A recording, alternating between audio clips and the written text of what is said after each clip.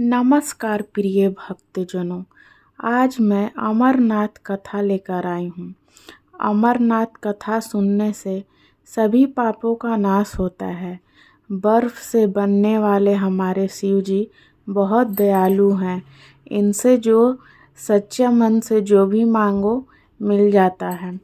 अमरनाथ धाम बहुत ही किस्मत से वहाँ लोग पहुँचते हैं। इस धाम का रहस्य क्या है, आइए जानते हैं इस कथा के माध्यम से। एक बार देवी पार्वती ने देवों को देव महादेव से पूछा, ऐसा क्या है कि आप अजर हैं, अमर हैं, लेकिन मुझे हर जन्म के बाद नए स्वरूप में आकर फिर से बरसों तप के बाद आपको प्राप्त करना होता है।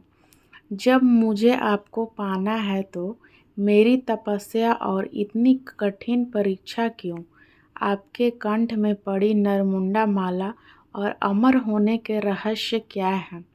महादेव ने पहले तो देवी पार्वती के उन सवालों का जवाब देना उचित नहीं समझा, लेकिन पत्नी के हठ के कारण कुछ गूढ़ रहस्य उन्हें बताने पड़े।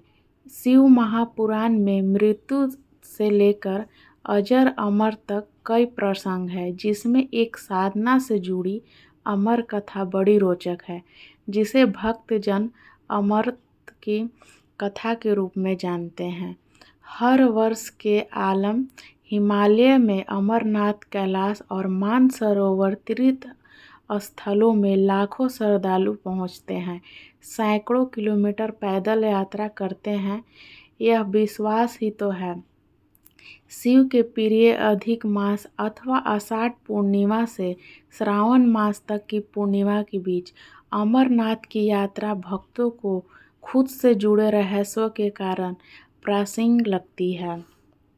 पौराणिक मान्यताओं के अनुसार अमरनाथ की गुफा ही वह स्थान है जहां भगवान शिव ने पार्वती को अमर होने के गुप्त रहस्य बतलाए थे। उस दौरान वहां दो दिव्य ज्योतियों के अलावा तीसरा कोई प्राणी नहीं था। न महादेव का नंदी और न ही उनका नाग, और न सिर पर गंगा और न ही गणपति और न ही कार्तिकेय। गुप्त स्थान की तलाश में महादेव ने अपने वाहन नंदी को सबसे पहले छोड़ा। नदी जिस जगह पर छूटा उसे पहलगाम कहा जाने लगा। अमरनाथ यात्रा यहीं से शुरू होती है। यहाँ से थोड़ा आगे चलने पर शिव जी ने अपनी जटाओं से चंद्रमा को अलग कर दिया। जिस जगह ऐसा किया वो चंदनवाड़ी कहलाती है। इसके बाद गंगा जी को पंचतरणी में कंठाभूषण सर्पों को शेषनाग पर छोड़ दिया। इस प्रकार इस पड़ाव का नाम शेषनाग पड़ा। अमरनाथ यात्रा में पहलगाम के बाद अगला पड़ाव है गणेश टॉप मान्यता। इस स्थान पर महादेव ने पुत्र गणेश को छोड़ा। इस जगह को महागुना का पर्वत भी कहते हैं। इसके बाद महादेव ने जहाँ पीशु नामक कीड़ों को त्यागा, वहाँ पे पीशु घाटी बोलते हैं। इस प्रकार महादेव ने अपने पीछे जीवनदायिनी पांचों तत्वों को स्वयं से अलग किया। इसके पश्चात पार्वती संग एक गुफा में महादेव ने प्रवेश किया।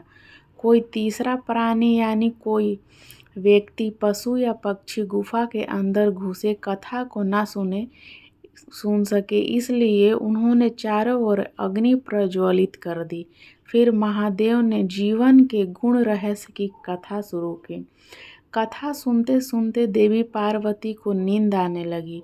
वह सो गई और महादेव को यह पता नहीं चला। वह सुनाते रहे। यह कथा इस समय दो सफ़ेद कबूतर सुन रहे थे और बीच बीच में गू गू की आवाज़ निकाल रहे थे। महादेव को लगा कि पार्वती जी मुझे सुन रही है और बीच बीच में हुंकार भी भर रही हैं। चूँकि वैसे भी भोले अपने मग्न थे, तो सुनाने के अलावा ध्यान कबूतरों पर नहीं गया। दोनों कबूतर सुनते रहे। जब कथा समाप्त होने पर महादेव का ध्यान पार्वती पर गया तो उन्हें पता चला कि वह सो रही हैं। तो कथा सुन कौन रहा था। उनकी दृष्टि तब 2 कबूतरों पर पड़ी तो महादेव को क्रोध आ गया। वही कबूतर का जोड़ा उनकी शरण में आ गया और बोला, भगवान, हमने तो अमर कथा सुनी है। यदि आप हमें मार देंगे तो यह कथा झूठी हो जाएगी। हमें पथ प्रदान करें। इस पर महादेव ने उन्हें वर दिया कि तुम सदैव इस स्थान पर शिव और पार्वती के प्रतीक चिन्ह में निवास करोगे। अतः कबूतर यह जोड़ा अमर हो गया और यह गुफा अमर कथा की साक्षी हो गई। इस तरह इस स्थान का नाम अमरनाथ पड़ा। मान्यता है कि आज भी इन दोनों कबूतरों के दर्शन भक्तों को होते हैं। अमरनाथ गुफा में यह भी प्रकृति का ही चमत्कार है कि शिव जी की पूजा वाले विशेष दिनों में बर्फ के शिवलिंग अपना आकार ले लेते हैं। यहाँ मौजूद शिवलिंग किसी आश्चर्य से कम नहीं। पवित्र गुफा में एक और माँ पार्वती और श्री गणेश भी अलग से बर्फ से निर्मित प्रतिरूपों के भी दर्शन किए जाते हैं। जय बोलो अमरनाथ धाम की।